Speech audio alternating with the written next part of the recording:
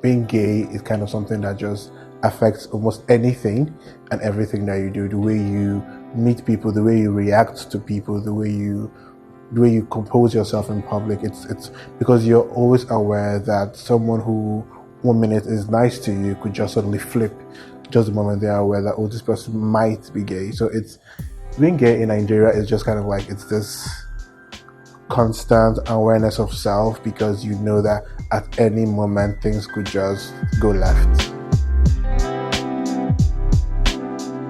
There's always that fear. For example, I can't be openly affectionate to the people that I love, right? And because that's what's criminalized, right? The public display of affection, same-sex marriage. However, my just identifying as this person who likes women is not criminalized.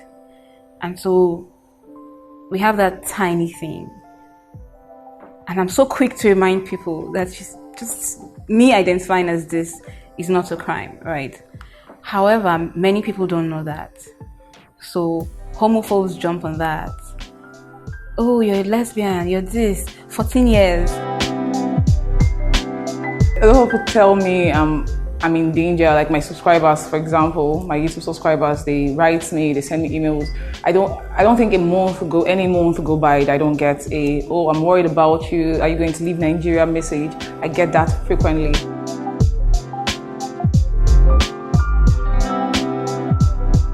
If you were created this way, then why should you have a problem worshiping God and being the way He made you, I guess? And so I hear all the time, how can you be gay and worship a God that condemns you and all that? And I'm like, well, if we're going by that, then God condemns a lot of people. To be lesbian, gay, queer, and many other identifiable terms to express sexuality other than to be heterosexual is considered a crime in several parts of Africa. Across the continent, there still remains debates and non-negotiable actions to decriminalize homosexuality. In an exclusive documentary by Nihu, we speak with proud and unafraid members of the LGBTQ community, shedding light on living their lives in Nigeria as gay and queer. This is Proud and Unafraid by Nihu Media. Hi, my name is Vincent Desmond. I am an editor at the Cocoa Mag. I'm also a freelance journalist. My sexual orientation is gay and my pronouns are he, him. My name is Uyaiedu Ikpe-Etim. I'm a filmmaker.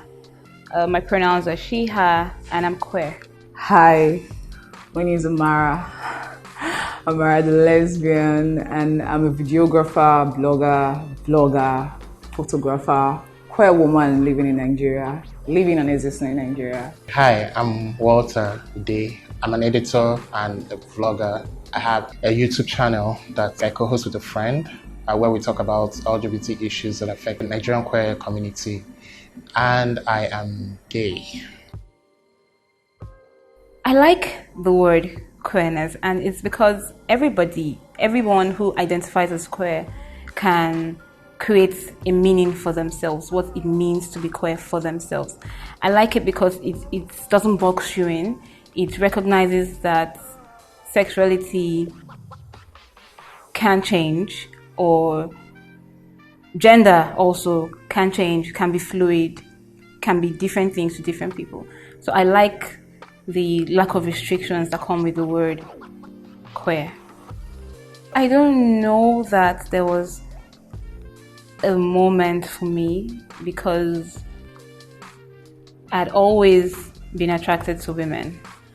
However, I didn't realize that it was a thing that a person could be, right? So I pretty much just lived my life as a heterosexual woman until many years later, or more recently, that I think a few years ago, I thought I had gone through different labels, I had thought I was bisexual, and then pansexual, and then...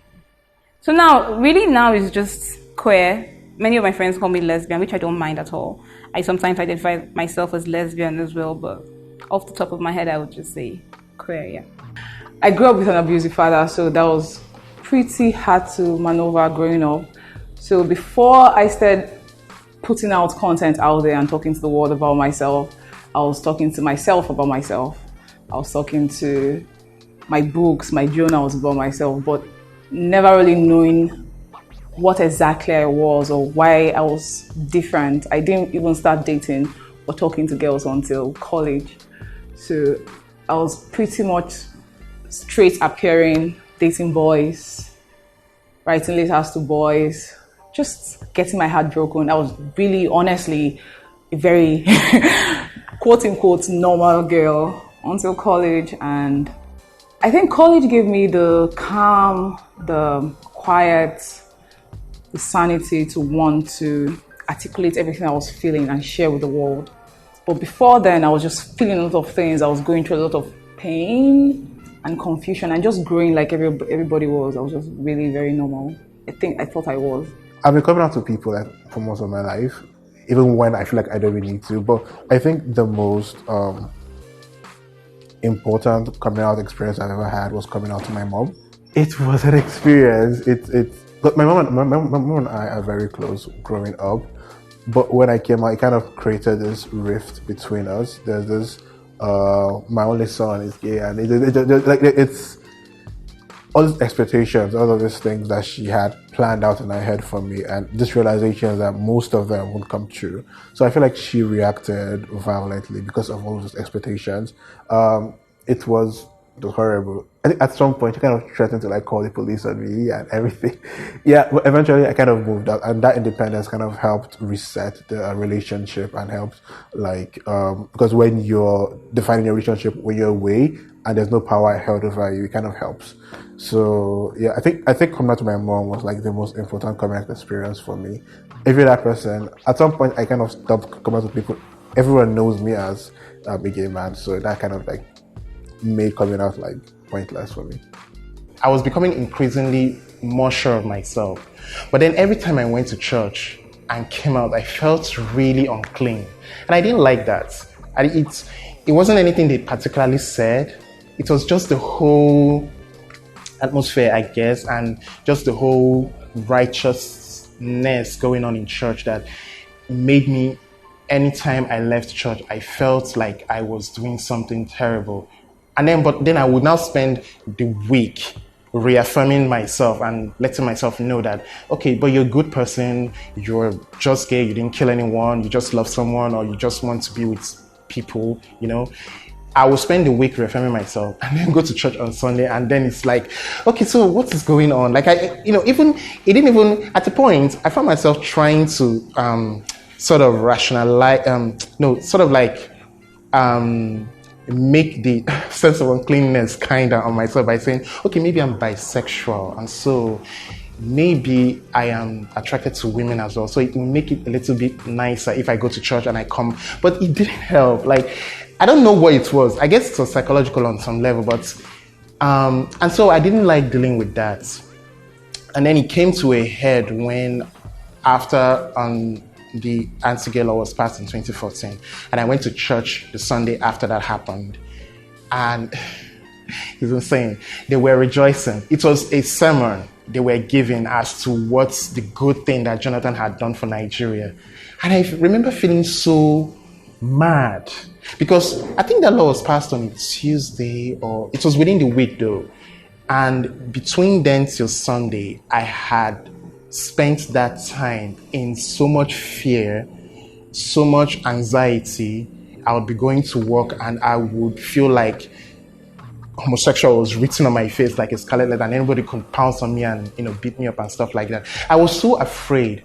And then I come to church and you're rejoicing in that fear, and it felt really horrible. Before EndSARS, I think we had a more controlled environment. The YouTube was where people saw me.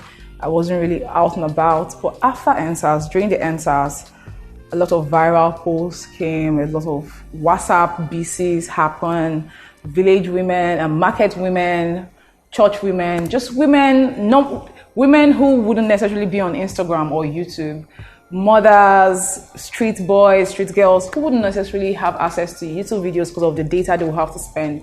They saw it in their WhatsApp BC, their local gossip blogs, all of that. And after the EndSARS, the reception we were getting from the villagers who were living, the village we were living in, the villagers, was different. People were now staring at us different. Thank God for friends and thank God for community, because when this happens, we get to change environment for a few days or for a few weeks. After EndSARS, we hardly stayed in our house for a period of time. We kept jumping from one place to another, one hotel to another. What's interesting is that a lot of people in my industry are homosexual, queer, or gay. However, it's not a very accepting industry. But I'm out to everyone, right? And I've worked with people who, because they've worked with me for such a long time and they know me, they still struggle. But I'm so clear, like, don't bring your struggles to me, you know? So yeah, so I don't think with my work, apart from when I work with actual people who are members of the community, other times it's people just thinking in their heads, that's a queer film writer or filmmaker or whatever, yeah. It does get uncomfortable, right? Knowing that even when you're with people who all identify as members of the community, right? Even when you're in a public space, you still have to be careful about your conversations, about your tone, just because you never know who. And I've had numerous experiences like that, where we're in space and somebody just whispers, we have to leave now. And we're like, why do we have to leave? And then someone says homophobia. We look around and we know that someone's watching. And so yeah, so there's been experiences like that in this country, and just knowing that you cannot be with the person that you love in all the ways that you want to be with them. So even if marriage is not your thing, there are many other ways you can be with a person that Nigeria does not allow you to be with that person. Yeah. I kind of get the impression that even though you know somewhere like Nigeria isn't really safe for the LGBTQ community, I feel like there's a little bit of fearlessness in you. Like sometimes you're just like, screw it, I'm gonna dance with this woman or etc. Oh, yeah. Have you had moments like that where you've just rebelled? Absolutely, there's been many times like that. I know that I want to kiss this woman, I want to dance with, and many times we just do, and we've seen people stare at us and give us a look. There are people that I grew up with that I used to be really close to. And the more open I became on my sexuality, the crowd just thinned itself out. So now most of my friends are people who are also queer or people who are also woke. So I have people like relatives, friends from childhood and stuff like that I just can't interact with because I'm aware that they are either homophobic or they're just not entirely comfortable. I could go to the mall like with my partner or something, and it's just like people are just like staring and marking that group of like men that like those people they look off. There are places that I don't go to, especially alone, because I'm always worried that someone, because I'm very like visible on Twitter, and I won't lie, I've more than once I've like had to curse out certain people who like came at me in a very homophobic way. so like I know like there's like I feel like there are people who may like walking around like with a grudge from me or something. I don't go to certain spaces that I feel would be too crowded or would have too many people from that side of the internet there. So I'm very cautious of where I go to, and if I'm going to a place alone, I have to know where I'm going, and people have to know where I'm going as well, because it's very risky. Things could just easily just go like I said. Once people just hear that, oh, he's gay, everyone no one's going to come for your like aid or anything. I read a couple of stories once about people get kitoed, people who like they go to meet someone for like a date or for a hookup, and they discover the person who invited them is actually a homophobe, and it's what really happens is they're either extorted from, or they're beaten badly or stuff like that, or someone to take a video of you or a picture of you and will try to blackmail you. I have no less than 8-10 friends who stuff like that has happened to. It's very common. Honestly, before the YouTube channel, she and I, we were going through so much. Internalized homophobia, just homophobic family members and friends, and just even how to maneuver with the relationship, with how we want to present the world. Just the YouTube channel kind of gave us a form of support, knowing that we're not alone. We used to feel so alone before. I used to feel like we were the only one, we're the only couple willing to even fight, because we had lesbian friends who were dating, but they weren't dating in public. They just were dating because they knew we wouldn't judge them, so they would tell us about it, and they were friends, and we knew of their relationship. But in public, they were presenting as friends and all of that. So we didn't really think we had, before, in the past, we didn't really think we had friends who wanted a better life, who weren't going to look for a way to just cheat and hide. I wouldn't even call it cheat or hide, just a way to survive, really. Friends who wanted to experience their life and exist, not just survive it. But meeting people, going out, the YouTube channel, coming to Lagos, meeting creatives in Lagos has given us an opportunity to meet people who are not surviving, people who are full-on existing, people who are taking up space, people who are doing things. You've just met Ife, the writer. She wrote, Ife, Nigerian lesbian movie, celebrating lesbianism in Nigeria. So meeting people like that, meeting people like Matthew Blaze, just give us some kind of feeling of safety, feeling of, okay, you know what? Even if being a lesbian is illegal in Nigeria, if somebody comes to put hand in your eye, it's not just you that will fight for yourself. A lot of people will fight for you. A couple of months ago, I tweeted something randomly and Instablog posted it. And so in some way, somehow, it found its way to my department group chat on WhatsApp. And the whole thing just escalated. I got people who were threatening me that if I ever come to school, they would do X and X things. It went on for weeks. Eventually, I got kicked out of the group. Not the people who were I got kicked out of the group. And even when I got re-added to the group, it was still the same issue all over and over again. The reason why we had to leave our house for a few bits in Abuja was because we were getting some kind of looks that we didn't understand. Our neighbors, bike men, they would blandly refuse to give us service. You'd be hailing them down and they would walk past you. Just minor things like that. We didn't feel comfortable in our neighborhood anymore, so we just had to take a break. That's why we came to Lagos. So people who care about me, people who love me or like me, worry about me, even though I don't necessarily worry about myself, because, something will kill a man, and if this is what will kill me, no problem. But yeah, I will say the way I live, the way I present in Nigeria is not a safe one. It's not something that is a safe thing. I have anxieties. As much as I say I don't worry, I have anxieties and I'm paranoid every now and then. Nigerians call it deliverance. They know the word deliverance very well. They love that word. I will deliver you. They know a man of God, that if they take me to this man, my problems, all my lesbianism will be wiped away.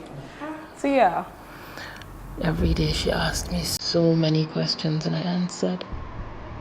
She wanted to know what that meant, if I would have kids and all. At the end of each day, she'd tell me how much she loved me. She beat up boys in my class and anyone who dared bother me. She protected me. And my dad used to call her Gebewany. Was it a long journey? How much bravery did you need when you came out to your mother? Everyone was so happy, and by everyone, I mean members of the LGBTQ community in Nigeria and everywhere else. And I remember thinking to myself, the most beautiful thing about this film, for me, right? Because it's art, it will mean many things to many people, but for me, it wasn't just that this film was out. It was the connections that I made. It was the women from everywhere in the world reaching out to me to say thank you for making this film. I think for me that was the most important thing. Hearing from those people from everywhere, just sending me messages, thank you. And that was really what mattered. Of course, there were the other comments, but I couldn't see them. Like, I just used to scroll past. Like, nope, you're not my target audience. My target audience is excited. I definitely do want to keep making these kinds of films, these kinds of stories. Representation is so important, and I know how differently my life could have gone if I had this kind of representation, right? And so that's what I'm trying to do. I'm trying to create a different world for younger LGBTQ people to exist in a different world where they see themselves on TV, see themselves represented. So I think the only way to go forward is to re-educate the public. I think it's going to take time. It's going to take a lot, but I think that's the only way. I don't think it's just about like repealing the law, because you can repeal the law and people are still violently homophobic and people are still going to die. So it's just largely about re-education. Let people see that queer people at the end of the day are just ordinary regular people. Like, there's no big fascination. There's no. I've met people who have this weird idea that queer people are all rich, and stuff like that. It's funny, but at the same time, it's still harmful, because you still don't see queer people as just regular people. Like, you may think you're not a homophobe, but on some level, you're perpetrating like anti-gay sentiment. So it's just we just to see that gay people are just regular people. They can be bad people, they can be good people, they can be annoying people. That's just it at the end of the day. There are different opinions on this, from people who believe that we should do our own thing and fuck the system, to people who believe that we should try and change the system. And they're all right. You know, all these schools of thoughts are correct. I believe that even as we are trying to change the system, it shouldn't be from a place of, but we need you people to do this for us. It should be from a place of, well, we should be more assertive. You know, whenever somebody does something that is exceptional in my community, there's a sense that, oh my God, why are you doing this? Nigeria is not ready for this. But Nigeria won't be ready, won't ever be. In fact, there is no society that was ever ready for something that they considered taboo or an abomination. There is no right, there's no right, there's no wrong that was righted in society that came because society was like, okay, now we are good. You guys can come and, you women can come and vote, or you blacks can come and be yourself, or you, like, there was a pushback against the oppression. There was something the people in that marginalized group had to do out of their comfort zones that led to the recognition that they got. A woman wrote me and said, before you, if a person calls me a lesbian, I'll feel like I'm being insulted. And I was like, me too. You know what? That was the reason why I started going by that name lesbian, because people were using it to insult me. Like, oh, that's Amara the lesbian. I'm like, oh, okay. That sounds like a good name. People were using it to insult me. So at some point, I'm like, okay, just give it to me. I'm going to bear it happily with pride. I feel like in the same way we give ourselves the responsibility to do right by ourselves, anybody who also claims to represent us or to do something that helps our equality should also do it right. And because here's the thing, okay, we did talk about something on an episode of our show that hasn't been aired yet. We addressed the issue of the Feminist Coalition and what they did during the EndSARS protest, where, without any prompting, I might add, they put out a tweet about how gay people are also included in the EndSARS movement, and that generated a lot of backlash online. So much backlash that they had to delete the tweet. And I remember feeling very, very disappointed. Because, okay, first of all, we didn't ask you to release that statement. It's fine that you did, but we didn't ask you. But then if you do that, you can't not know that this is the way people would react to it. So what were you thinking when you did that and then removed it? It's like, this is our lives. This is what we live all the time in that level of discomfort. So if you are going to be an ally, what you're essentially saying is that you want to step into that discomfort with us. But you can't then do that, and then when it starts getting hot, the heat that we know ourselves, you then run out and be like, yeah, you know what, I'm not going to be there with you guys. It's just, that's not how allyship works, you get? And so you don't put out a tweet and then remove it. All that does is give the impression that the homophobic Nigerian society can bully people into retracting their support for the gay community, and that's just wrong. So I think that in the same way we hold ourselves accountable to the things we do for our community, we should also hold those who claim to represent us accountable for the same thing, to the same standards as well. I think for me, the one thing that I always want people to know is that being gay is it's literally just one aspect of your life, and it doesn't define who you are. People, like, the reason why it seems like we have queer people hyper-focusing on their queerness or their sexuality is because the world hyper-focuses on it. At the end of the day, if the world normalized being gay people would just live their lives. We literally have gay taxi drivers, we have gay billionaires, we have gay millionaires, we have gay house helps. There's literally no distinction. There's no difference. There's no notable difference.